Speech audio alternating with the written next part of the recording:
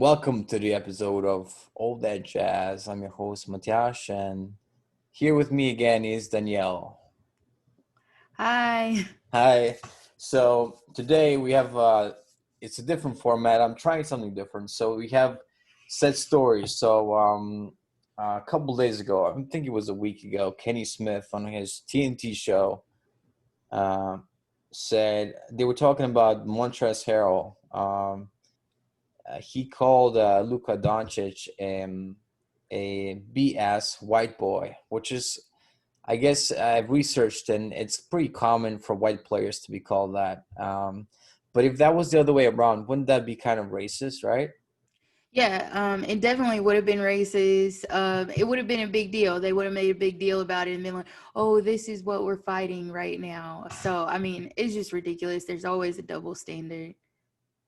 And Kenny said that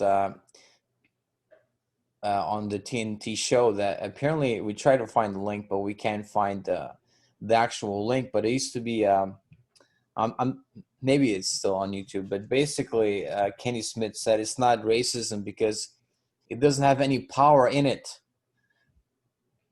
What can you explain? What does that mean? What does that mean? So here in America, one of the things that you kind of learn growing up is that for it to be racism, there has to be some element of power in it. So you have to be able to hold power or wield your power over whoever the other group is. So here they think that white people are like the main group and they have all the power. So in their estimation, if any other race says anything bad about like white people or something like that, since they are not seen as the ones with power, it is not racism. But that's like straight out of Marxist playbook, It is basically. exactly out of his playbook. Yes. But like you can be white in America and very poor, and you don't have any power, and if you it's so arbitrary. Like if I so are you telling me that in America, if a black person like abuses a white person and calls them white this and white that, it cannot be racism at all?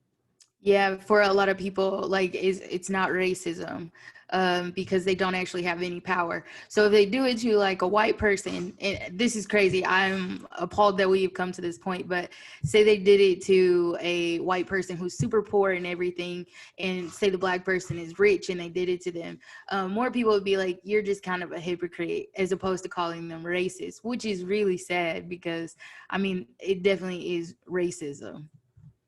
Right. And these I mean obviously NBA players have a lot of money, and them calling each other names while they're already in the NBA. In the grand scheme of things, it doesn't impact much. It is trash talk, but the way the commentators talk about players matters. And the way if Luka Doncic said that to Harrell or any other black player on the Clippers team, maybe he would be out of the league now. Maybe they would have canceled him. Yeah, he definitely would have like had some form of retribution. Like he would have been in trouble or sat the bench a couple of times, or they would have made him sit through a struggle session. And I really do mean struggle session because Struggle that's session. What's exactly that? what's going on.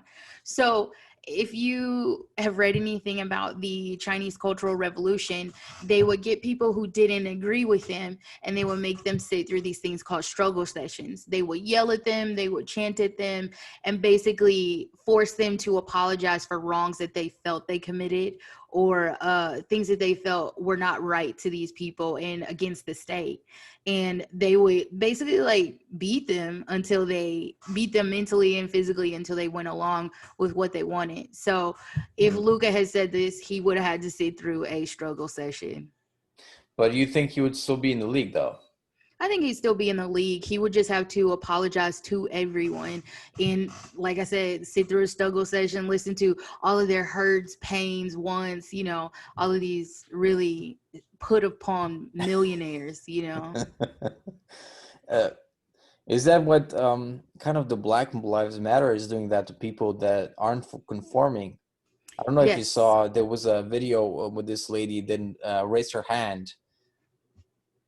It's not really a great gesture, just raising your hand, but she refused for a matter of principle, I believe, and the mob went after her. Fortunately, Yeah. there was no physical altercation, maybe because she's a woman and they didn't want to, you know, make it seem so bad for Black Lives Matter. But it's just looking worse and worse for them as well. Yeah, honestly, the only reason the lady made it out of there was probably because there were too many eyes on them.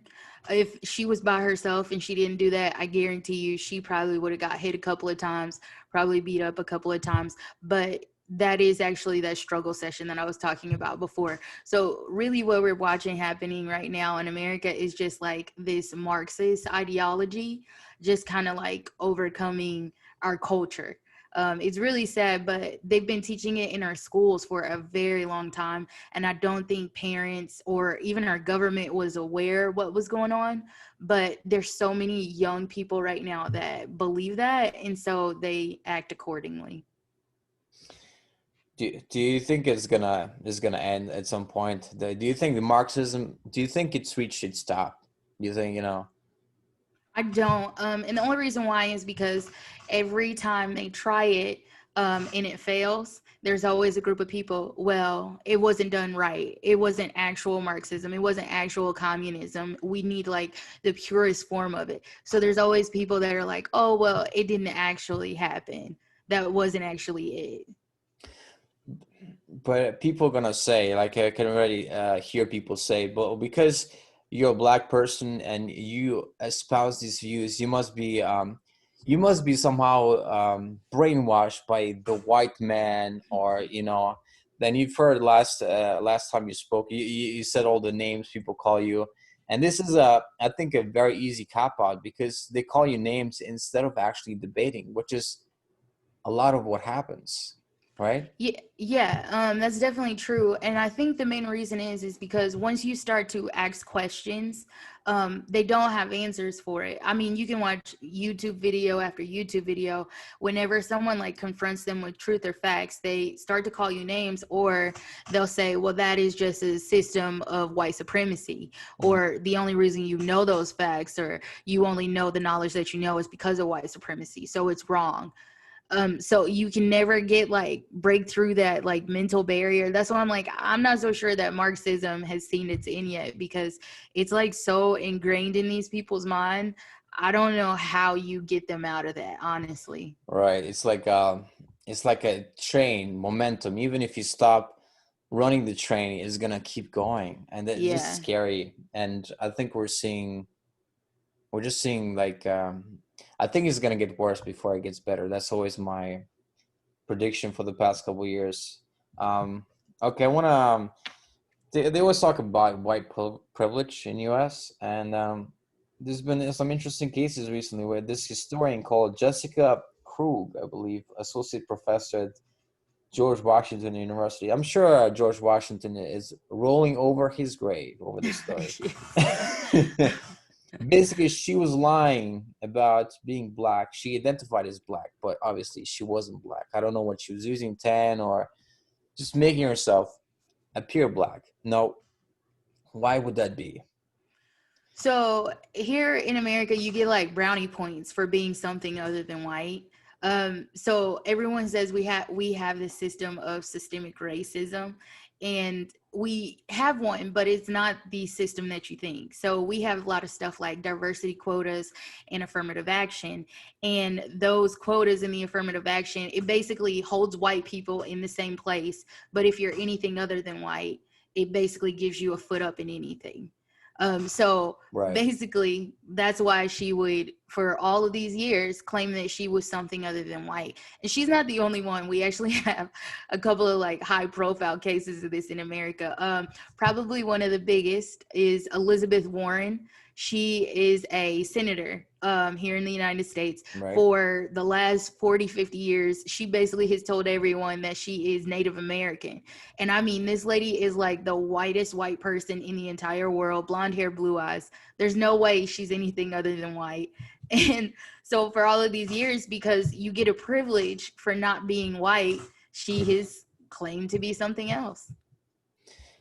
Yeah, I think it just the affirmative action is basically something to promote uh, a group of people and then discriminate about all the rest. I think they do that with Asian Americans as well. They discriminate against them because their scores are usually so higher. I think it's mostly a racist law that doesn't help people. And Yeah. I've heard Thomas Sowell say that it also mismatches people. So you get people to a university that goes through subjects maybe way too fast. So maybe a black person goes there and the subject goes so fast that they might, in another university, they might do very well. But at this university, maybe if they go to MIT, they go through subjects so fast that they might drop out and think, oh, school is not for me. Well, that's actually not true. It's just that MIT is just this top 1% of US, you know? Yeah, it's really sad though, because like you can never know if you got what you got because it was like on your own merit. I know that's how I felt because when I went to college, I like knew 100% the reason I got into college was because I was black. But the only reason why I stayed and I did well was on my own because I'm a smart person. I study, I read, and you know the coursework wasn't so overwhelming to me. So when you see a lot of these black people, they end up in these schools because of stuff like the diversity quotas and affirmative action.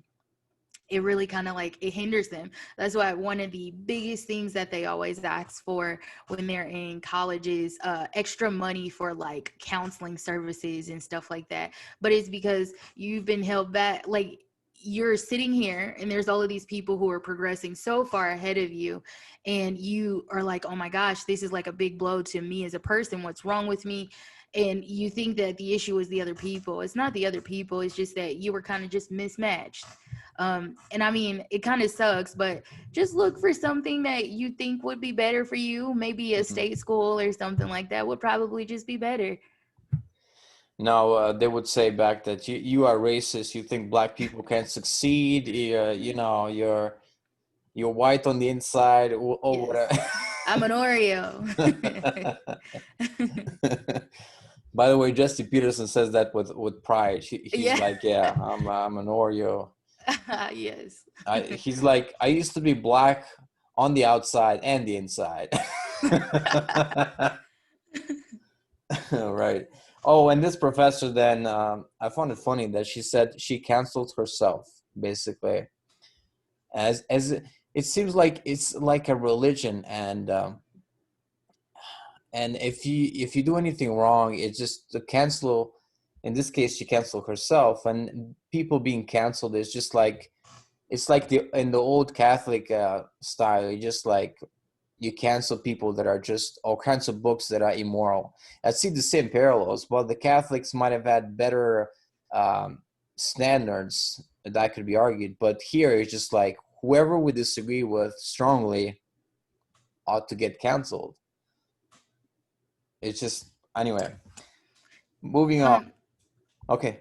Oh, I was just gonna say, just on her, she like really plays into the white guilt thing because she's a white person, and I guess because of everything that's going on, she just felt so guilty about what she was doing. She had to just out herself or to like confess her sins. So it's kind of like you said, it's turned into like a religious type of thing. It's very, I don't know, it's very creepy. It's very odd. It's not my thing.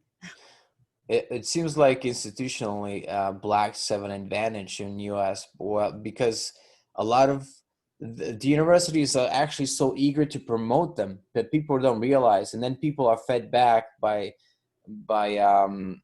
Al Sharpton and the rest, that Jesse Jackson, that actually they are oppressed. So you have the institutions promoting them, trying to help them, while inadvertently shooting them in the foot by helping them too much in a way. And then all these people, the race hustlers, saying that actually you are the victim. And I'm like, this is, how can we fix this, Danielle? How can we fix this? Honestly, I'm not quite sure how we fix this. I will say this. Our system, we based a lot of our whole system off of Christianity. And in Christianity, it's like the great equalizer because we're all the same under God. And when you kind of remove that and say, well, some people are worse than others, or these people deserve more than others, when you mess that up, it kind of like throws off the equilibrium of our society. And you're seeing that right now. So you have a lot of Black people who are having all of these issues now, but it's because for I don't know how many years they've been taught, oh, well, the white man is holding you back. They're keeping you from doing this. And if you even try to get ahead, they'll take it from you. So if your mindset is always that, you're not going to like strive for anything better. It's almost like the law of attraction, but in a negative way, Mm-hmm. using it like in a Yeah. and Yeah. you can always come back, and I can say to you, 400 years, don't you know you've been oppressed Mm-hmm. 400 years, and you've been brainwashed by the school? Probably not, Yeah. because the school has taught you otherwise. Actually, brainwashed by a family. That's the end, then thing they can probably say, because school Yeah. tried, like we said in last conversation, they tried to teach you the other way. They tried to teach you the left way, right? Yes. Yes, that is very true. They're not just trying to teach you, okay, well, these are the tools that you need to work in your life to do something productive. They're trying to like teach you how to think and respond to stuff instead of, okay, look at all of your options and you decide. That's not, they don't do that in school. It's No. just, this is what you see, this is how you respond, this is how you react. Is it fair to say that a lot of school in US, especially at university level, is indoctrination? Yes, I say this all the time, and I probably shouldn't use this example, but like school is a re-education camp. That is all it is, and we're starting to see it younger and younger ages. I've been watching stuff. They've been talking about how do you introduce race and critical theory to kindergartners, and I'm like, they're kindergartners. Like these are little kids. You should not be trying to have them even think about things like this at that age. There, let them enjoy life, let them have fun. That is just horrendous. Um, so there was another story that I saw somebody post on Twitter, that if you're white and not ashamed, you're racist. And this seems to me like original sin. This is like, you are already bad. And this is tremendously, it kind of reminds me of indoctrination, not indoctrination, but kind of guilt people in Germany grow up with. Because I am German, not me personally, but Yeah, like, but a I'm German German, person. but back in the day, some person did some horrible things and killed many people. Um, it's it's horrible. Like, they indoctrinating that to kids. Are they not? Yeah, they definitely are. So like I said, they've been trying to teach this critical theory to all of the kids. And one of the biggest things is that America has an original sin, and that original sin is against Black people, because we had slavery. And so they actually are teaching kids from the time that they're growing up that that is our original sin. And it's weird because like, if it's like a religion like Christianity, if you have a sin, you can get forgiveness for that sin. Like you can Right, ask God to forgive you. right, But with this stuff, there is no way to redeem yourself. So it's always going to be there. It's always going to be a blight on you. And because of that, they basically can control whatever you do. It's actually very, very scary if you think about it, because these will be the people someday running America, and that is their ideology, that there's a whole group of people, no matter where they came from or when they came to America, because of the color of their skin, they can never be forgiven for something that they never had anything to do with. right. Like, that was long gone. And I've heard also people say, when we talk about original sin, I'm reminded of some. I knew some people that said that America shouldn't even be a country, because all they did to Native Americans and all that. So what do you say to that? The first original sin. Exactly. We just kind of scoot the Native Americans out of the way. This is one thing I will say. I am very uh, hands off when it comes to anything with the Native Americans, because I think personally they were done very poorly. But I also think in that gone leaps and bounds to kind of try and make up for it. There's a lot of perks that they get here in America for being a Native American now, and I know it doesn't make up for what happened to them, but we here in America, we always try to do better, or at least to try and make up for the wrongs that we did. And so when it comes to them, I'm like, look, I have no answer. It was bad, but we try to make it better. That's fair enough. I appreciate that response. So I don't know if this is actually true because it seems so surreal, but at Northwestern University, a law school, apparently there was this online conference where they were saying that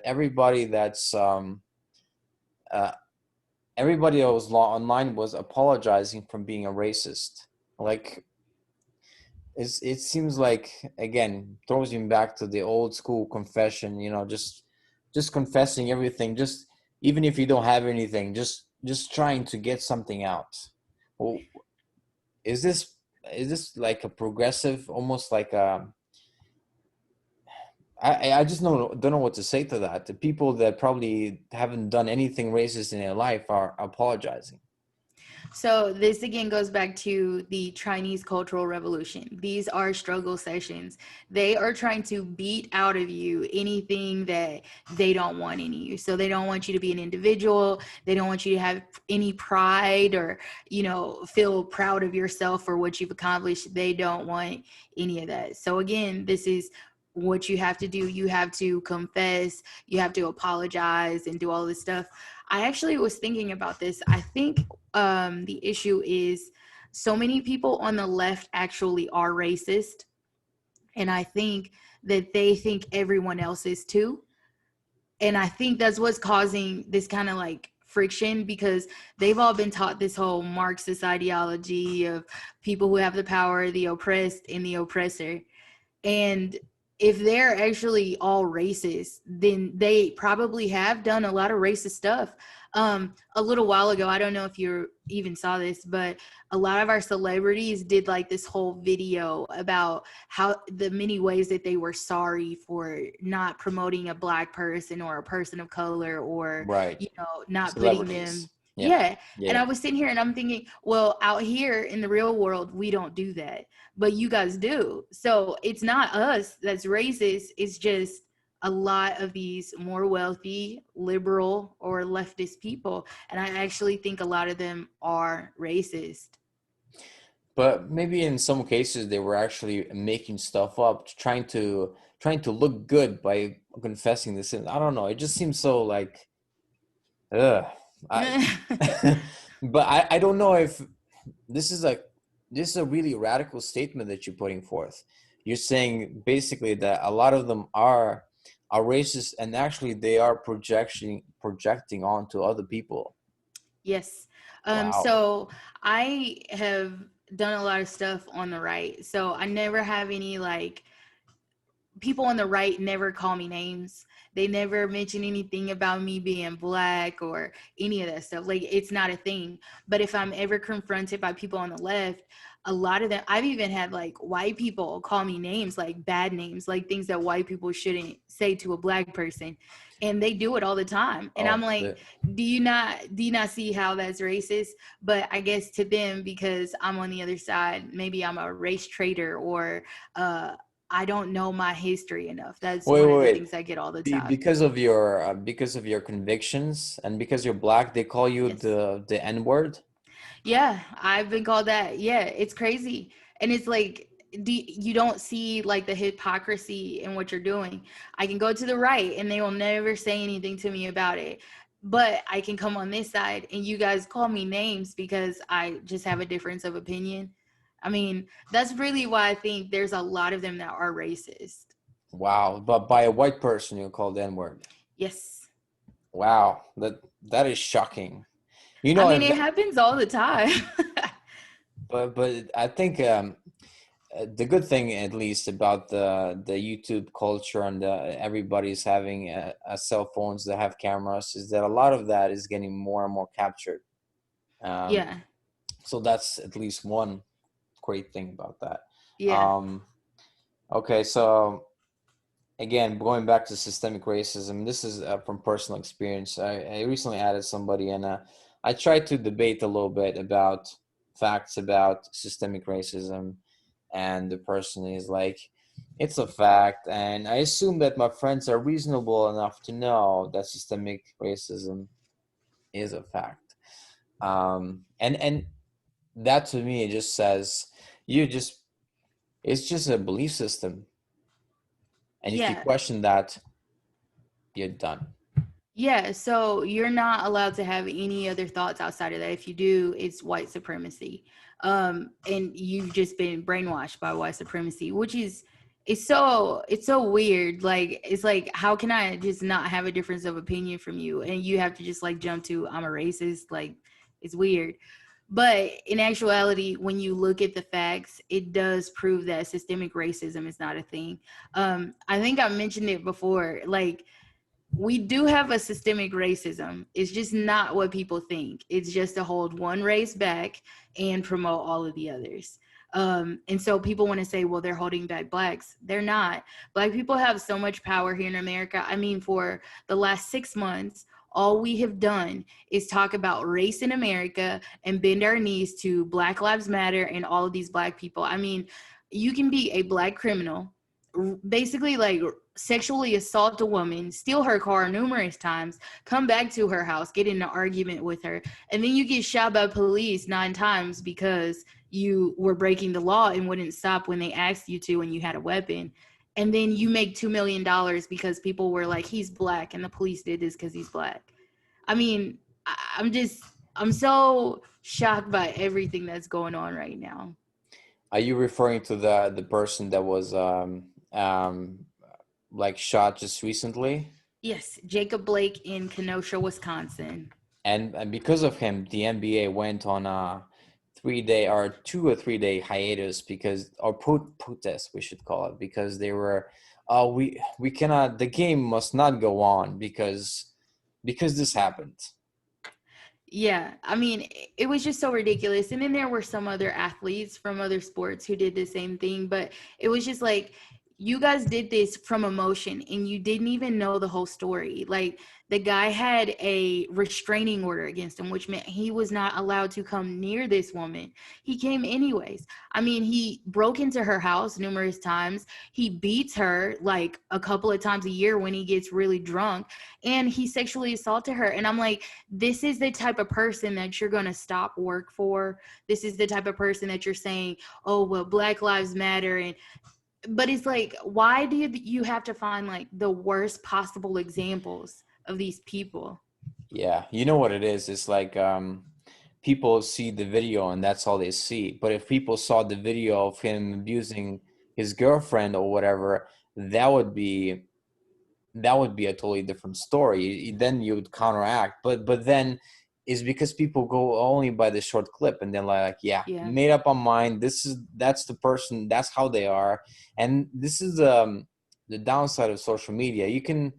One can destroy their life, their livelihood based on one little thing. Like going back to if Luka Doncic said something bad about a black person in a inappropriate way, or if you do something and a lot of cameras catch you, it just like you said that there's a Christian culture supposed to be a forgiving culture, yet the culture, Marxism, cancel culture, is promoting something else. Is promoting vindictive canceling and banishment. Yeah. Yeah, it's like I said, there's no redemption at all. And I don't know that we can live in a society where there's no redemption, because if that is how it is, then every last one of us, we've done something wrong or that somebody else would perceive as wrong. And especially now, because it's so like, it's just what another person feels. So Right. say I'm at work, I'm chewing the wrong gum or something like that. And someone says, oh, well, that brand of gum is racist. I'm offended. So now I'm like, I'm put out of my job because they were offended by something that I did that I didn't even know I was doing. And it's like, you can't have a culture that's that sensitive.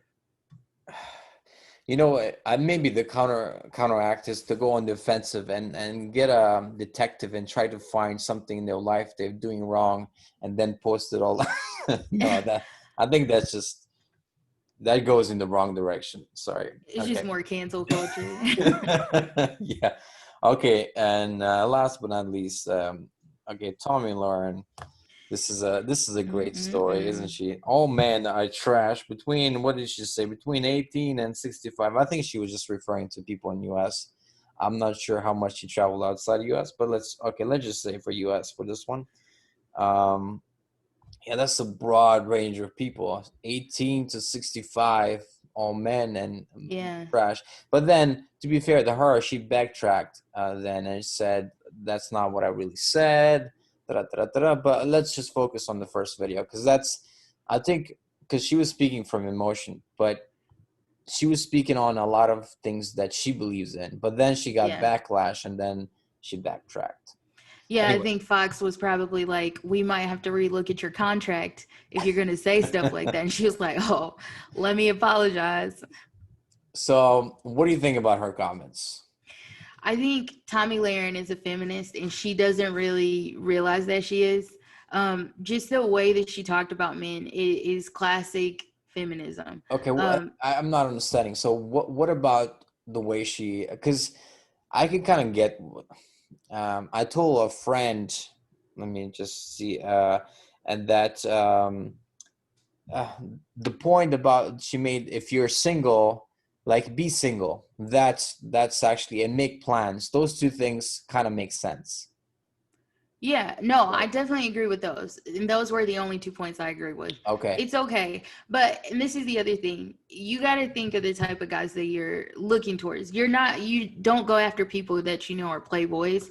They don't want to settle down. They don't want to have a relationship. I mean, and I think most women at this point, you know what a guy is looking for. I mean, usually they just tell you, they're very open about it now. And so it just depends on the type of guy that you're looking for. So those shouldn't even be an issue because you know if you're talking to someone who wants a relationship or not. Right, but where did she go wrong? Did she have too many relationships that didn't lead to anywhere, or what is it about her that makes her a feminist? Mostly the way that she talked the entire video, it's like she never actually talked to a man. So most of the stuff that she was saying was basically character or like caricatures of a man. So it's like the man that you build up to be down. It's not actually how men are. Like I said before, men are very like upfront with what they want and they'll tell you. So it's like, did you ever have a conversation with a man? Because based off of what she was saying, it's like you've never actually talked to a guy because the things that they value are not the things that women value. And she's going off of this long list of stuff that women value. And I'm like, dude, you are not talking to guys about this. They want a wife that looks good, a wife that can cook, someone who doesn't mind staying at home, and they want peace. Like, I mean, that's not hard or, I, something crazy to ask I think for. the last one is the most important one. They want peace. They Yes. don't want, yeah, they don't want craziness. Yes, and her video was just like full of crazy.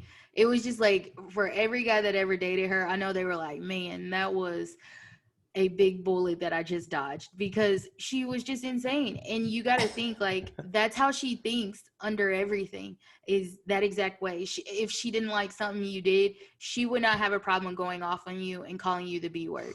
Like, who does that? Oh, right. Maybe she, I think the thing about her is that political commentary works with her so well, like she does. But I think some of that probably translates to personal life, and you can imagine, it's 7 in the morning and you do something bad, and she goes on the same kind of rant. I'm like, oh man, no, thank you. Yeah, it's just crazy. I'm like, everybody wants to have peace. Like, they don't want to come home and feel like they're still at work or like their boss is yelling at them and stuff like that. And I think she just doesn't get that. And probably all of her friends that she talked about in the video as well, they don't get that. Nobody wants to feel like they're at work when they're at home. And like a relationship shouldn't be like a career, it should be peaceful. And I just think she doesn't understand that, probably because she's never seen it before. But hey, I just think she's a feminist. She's messed up, and she was completely wrong on that whole video. Wow, that is quite a lot. Is there Any other points that you disagree with her? I just think the biggest thing, she talked about value. That was like her third Oh, point yeah, or yeah, something like value, that. value. Yeah. And I think the biggest problem with that is men and women value different things. And if you don't understand that, then you're never going to have a relationship that works out quite right, because it's always going to be like a battle, you thinking you know what they want instead of just asking them. And I think that's where she's at right now. I mean, I have 4 brothers, so I have spent a lot of time with guys, and I understand probably the number one thing that they love is just peace. Like, they love when it's kind of chill, it's kind of quiet. And she just is like yapping, and like, I mean, no man wants that. I mean, I was watching it and I was like, God, if I was one of her friends, we wouldn't be able to spend that much time together, because she's a lot. It kind of reminds me of, Bill Burr, the comedian. Yes. He's like, he's talking to a full house. This was back in the day before Corona, and he was like, and he was like, women, what you can do is, sometime when he's watching TV for no reason, just make a sandwich, give it to him, and just leave. Yeah. I was like, wow. No, but he's right. Like, and I see that with my brothers, like, all the time. They're just like, don't say anything to me. They just kind of want to chill, play video games. Like, just leave them alone. Like, you don't have to make it some big issue. Everything doesn't have to be a big combative issue. And that was another thing with her. She put her career like on such a high pedestal. And I'm just like, I understand you have a career, but your career is not like your whole life.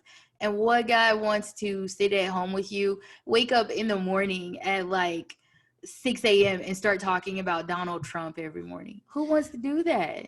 But maybe she doesn't want a man that's less successful than her, because I think from what I've read, she had a man that was successful and was running for some kind of office.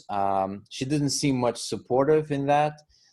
So that already is a kind of red flag, because she's not like, if I'm gonna stand with you, you stand with me. But she didn't really stand with him, and because they're not in it together. So if she's just wanting like a pride, it's almost like the reverse. It's almost like she's the guy, and he wants a man to be as successful or more than her, but to be a woman. Yeah. Yeah, that was like one of the things that I got like the most from that, is that she basically wants a man that is like more feminized and will do everything that she wants, but also as powerful or more powerful than she is. But you can't have them both. Like, you're either gonna get, what do they call them, a beta or an alpha. Like, they're Right, not gonna be one and the same. It just doesn't happen like that. right. And yeah, Jesse Lee Peterson pronounces a lot of men beta on his radio. Anyway, Beta. yeah. Yeah, I think this is was a great episode. Do you have anything to add to all the? I think this is a horrible list of stories. I wish. Well, I guess back in the day it was worse. You didn't have electricity. We wouldn't be able to talk. So there is progress. I don't want to make it sound like I'm not optimistic. I'm just saying I think it might get worse before it gets better. That's all. Yeah, especially like with the election coming up here in America, I have a feeling it's gonna get really bad for a little while here. I will say I have a little bright little pin of hope out there in the future, because if Donald Trump gets elected again, it's like we'll have a mandate. He'll have a mandate to basically like clean this stuff up. So hopefully he gets elected, and he's gonna have to like put in place the Insurrection Act, which basically we have like people trying to overthrow our government. And he'll have to basically like send in the National Guard, which is our like military, but they do everything inside the homeland. Mhm. And they'll just have to start rounding these people up, putting them in jail. Wasn't they what they did with Rodney King? Put the National Guard in. Yes. Yes. So they actually did it in Kenosha as well. So the riots were happening and the governor wasn't going to send anyone in at first. And then it got worse the next night. And that's when the one kid, Kyle Rittenhouse, ended up shooting a couple of people. The next day, they had the National Guard in there. And it's basically been mostly peaceful since then. So using the Mostly National peaceful, Guard. actually. Yes, I mean, Yeah. actually, mostly peaceful. Nowadays, it doesn't mean anymore mostly peaceful. It means mostly peaceful, but then the building behind you is burning. Yes. No, this time it actually has been mostly peaceful. They've been basically rebuilding the community already. So if we bring in the National Guard, it really can just like stop and quell what's going on. But I think at this current moment, the way that the Democrats and the Republicans are kind of going back and forth, um, it's not politically expedient to invoke the Insurrection Act. So I think after the election, if Donald Trump is elected, they'll put it in place and hopefully we'll get back to some type of peace. Right? He'll have nothing to lose, and he'll be like, "Well, Yeah, I only have one small election in 2 years, and that's far away. In political time, that's 18 years." exactly. So Exactly. he'll have money, and but the thing is about Trump, he won't have much leeway legally. I mean, if he doesn't get the Senate and the House. Well, this one he will. And the only reason why is because it's something that the president himself can invoke. We've had presidents do it before. One of our presidents did it before when the Mexicans were coming into Texas. And he basically like invoked the Insurrection Act and basically had the military chase them out of Texas. So, I Right, right, mean, right. it's happened before. Oh, And it so he is can something. just do by, it's kind of like an executive order if there's Yep. much unrest. Okay. Yes, sir. It falls right under the executive branch. So it is like his thing. He can do it. And there shouldn't be, I mean, there's always going to be some legal challenge to it, but it's well within his wheelhouse to do. Do you want to make prediction about the election? I think that President Trump will win the election. Um, and I am worried about a lot of fraud, but I think he will squeak it out in the end. Do you think he's gonna get? He probably win the Senate, but do you think he'll get the House back? I think they are going to lose some seats in the Senate. It'll probably be 50-50. And then I think that in the House, they will probably take back maybe, I'd say, 7 to 10 seats, which our Wow. House body is really large. It's like 435 people. So I think the Republicans will only take back 7 to 10 seats. My prediction is that they take a couple seats in the Senate, but they take a lot in the House. I think it's gonna be a big swing. Well, that's my optimistic Yeah, prediction. you're a lot more optimistic than I am. I hope you're right because it's pretty ridiculous, like all the way down to like local governments here. They want to arrest people. They are telling police not to go out and patrol when people are out protesting, well, rioting, really. But It's this is getting the bad. thing. This is the thing that a lot of what's happening today is making people change their minds, and it's making it look like the Democratic Party is almost like supporting Black Lives Matter and all that. So it's a stark difference between that and the Patriots. So it's a That's very simple good. choice. That's You good to see. know because, see, for me, I like watch this stuff all the time. So my view of what it looks like is a little different. But if like other people from outside kind of looking in and that's what they see, that's good. Yeah, yeah. Hopefully they see that. I mean, but that's one perspective. Anyway, thank you for being on the show, Danielle. Everybody, very promising. Maybe a future senator. We'll see. And thank you everybody for listening or watching.